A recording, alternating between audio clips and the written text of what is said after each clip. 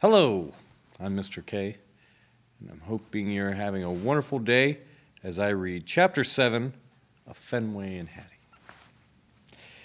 Later, food ladies in the eating place with the promising sounds of running water, noisy pots, and scraping spoons. Delicious smells are drifting through the house. It's all I can do to slurp the drool from my muzzle. Hattie and Fetchman charge in and gather around the table. I'm parked in the safe hallway, looking through the door, and I see a wonderful sight. Food ladies pouring tasty food into my dish. As it's rattling in, I jump up and run in circles. Yippee! It's supper time. Food lady sets my dish on the wicked floor. She takes her seat next to Hattie and Fetchman. My tummy is rumbling. I smack my chops. I can hardly wait. Hattie glances at food lady, then back at me. Fenway, she calls in a hopeful voice. I know the routine by now. I cock my head and pull out my most pathetic face. I whimper and moan, Please, oh please, Hattie, I'm so hungry. Hattie turns to food lady. She wants to bring me that dish. No, food lady says. Fetchman shakes his head. Training, he says. What's wrong? Hattie's supposed to get up and serve me my food out here in the hallway. I whine some more. Hattie, oh please, Hattie, please, please, please. She's gazing at Fetchman, then food lady, then back to Fetchman. She looks desperate. She wants to help me. What's going on? I cry and whimper and whine again and again and again. I even roll onto my back and moan, oh, why isn't anyone feeding me? There's only so much suffering one dog can take. It's hard work. I keep whining and moaning while my humans finish eating and put everything away. Hattie acts like it hurts to look at me. The feeling is mutual. Just when I'm ready to give up, Hattie walks out of the eating place and over to the front closet. I spring up to see what's going on. She's holding her backpack and something even better. My leash. Good thing I showed up. Fetchman grabs jingling keys. Food lady reaches for her purse. This can only mean one thing. We're going for a ride in the car. Whoopee! Fetchman and food lady are chattering up front.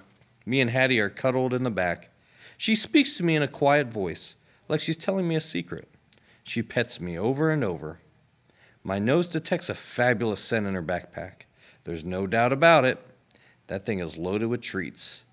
Hattie's obviously planning to give them to me. I can't stop licking her face. This is the way it's supposed to be. My Hattie is back. When the car stops, I barrel out of the door, ready for all the fun we are about to have with those treats.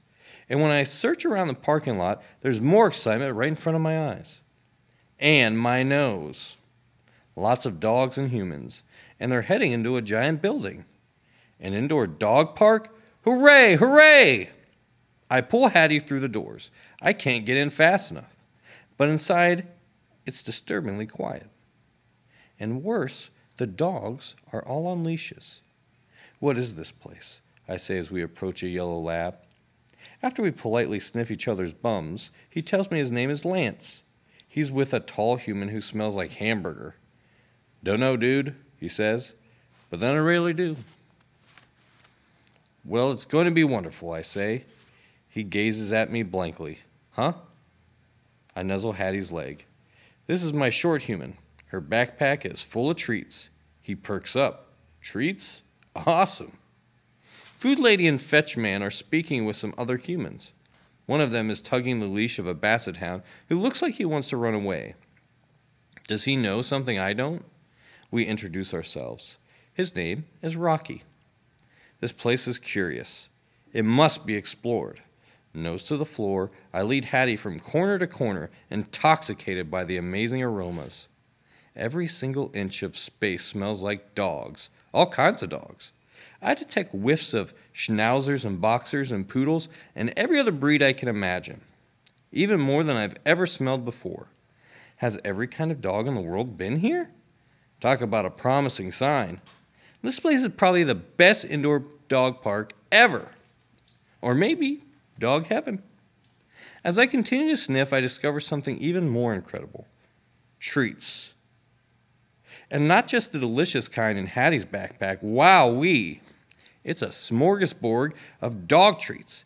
Cheesy, livery, beefy. The smells are totally overwhelming. I pivot and jump on Hattie's legs. This is going to be mind-blowing, I bark. I can't hardly wait till the fun starts. She looks around uneasily and shifts her backpack to her other shoulder. She smells nervous. Why isn't she more excited? And more important, why isn't she handing over the treats? Suddenly I notice that one human is striding towards us very purposely. Like maybe she wants some treats too. Well, she's gonna have a fight on her hands. Or maybe not. The one human's energy is friendly, yet her posture is telling me to stay on guard. A bad combination. She starts talking and Hattie's treating her like she's very important.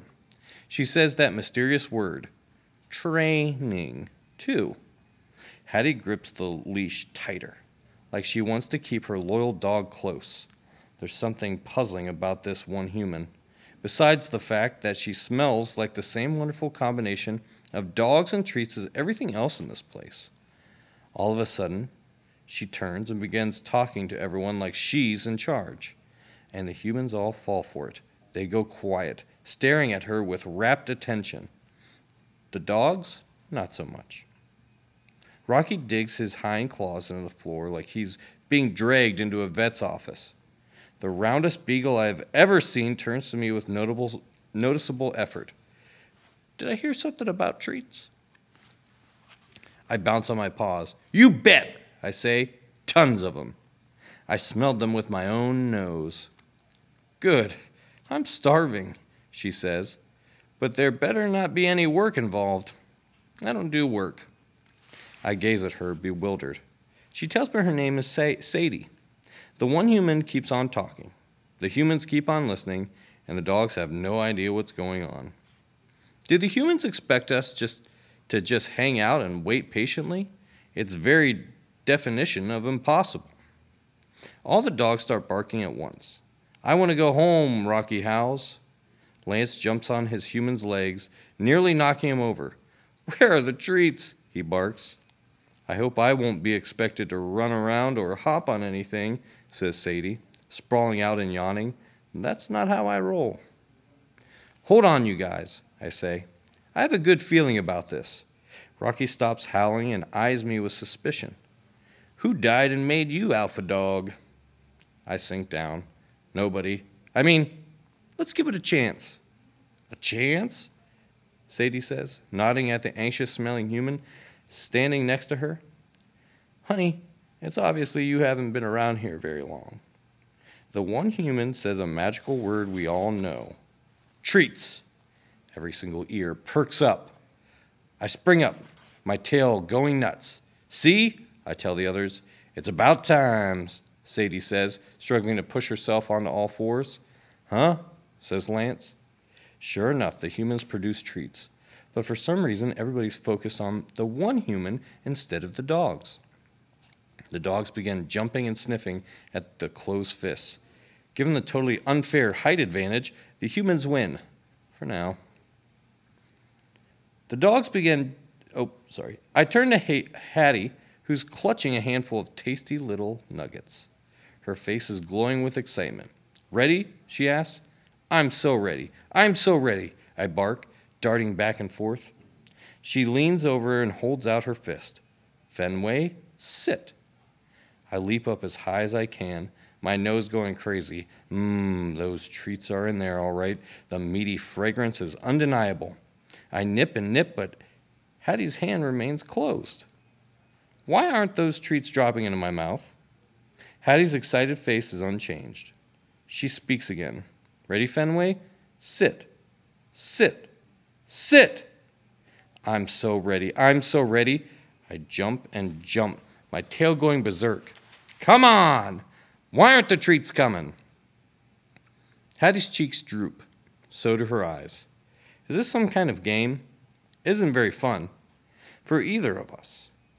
Hattie seems almost as upset as I am. Fetchman puts his hand on Hattie's back. Food Lady nods at her reassuringly. I'm about to ask why she's the only one they're reassuring when our heads turn toward a commotion on the other side of the room. Lance is jumping and pawing his human. Yo, buddy, where are the treats? He barks. The one human heads over to them. Lance's human steps aside as if he expects the one human to rescue him. He's grimacing like he's in pain, or perhaps he's afraid of what's next. Lance turns to the rest of us. What are you looking at? The one human stands over Lance, stares straight into his eyes, and something changes. His face becomes completely focused. He gapes at the one human like she's a ham bone. Sit, she says. He plunks onto his bum, and Viola, a treat falls into his open mouth. It's beyond impressive. But it's not over. Stay, the one human says, holding out her arm. She steps back. Lance waits, completely still, eyes glued on her as if in a trance. Another treat sails over and, nice grab. This happens a few more times. We're all thinking the same thing. It can't be that easy. But nobody has the guts to do anything about it. Or do they? I turn to Sadie, then to Rocky. Just watch, you guys, I say. I totally have this. I swivel back to Hattie. Yo, buddy, where's my treat? I bark. I jump up and paw her leg. She jerks away. Fenway! I can feel rather than see the attention. Come on, where is it? I bark again, charging at her. Right on cue, the one human comes over. One sniff reveals that she has treats too. She hovers over me, her body tall and dominant. Sit, she commands. Talk about intimidating. My hind legs crumple. I sink into my bum. She looks into my eyes. Stay, she says, extending her arm. I freeze in place. I want to hop up and grab those treats, but her strong gaze and powerful energy are warning me not to. The one human takes a step. I'm still as a statue. Work it, work it, work it, and bingo! Chomp! The treat's in my mouth, and wowee, is it ever yummy. Really? This game is too easy. Apparently the one human is not very smart. When it's dark outside, we're back at home. I'm curled up in Hattie's cozy bed. She's smelling minty and subdued. She quickly kisses my front paws, then begins brushing my fur. I sigh happily with each luxurious stroke. I snuggle against my Hattie's chest, ready to melt into a pool of delight. But something's different. Instead of singing best buddies, she's talking in that same quiet, serious voice she used before. She's telling me to pay attention to something important. But what? Thank you, and hope you enjoy the rest of your book, Fenway and Hattie.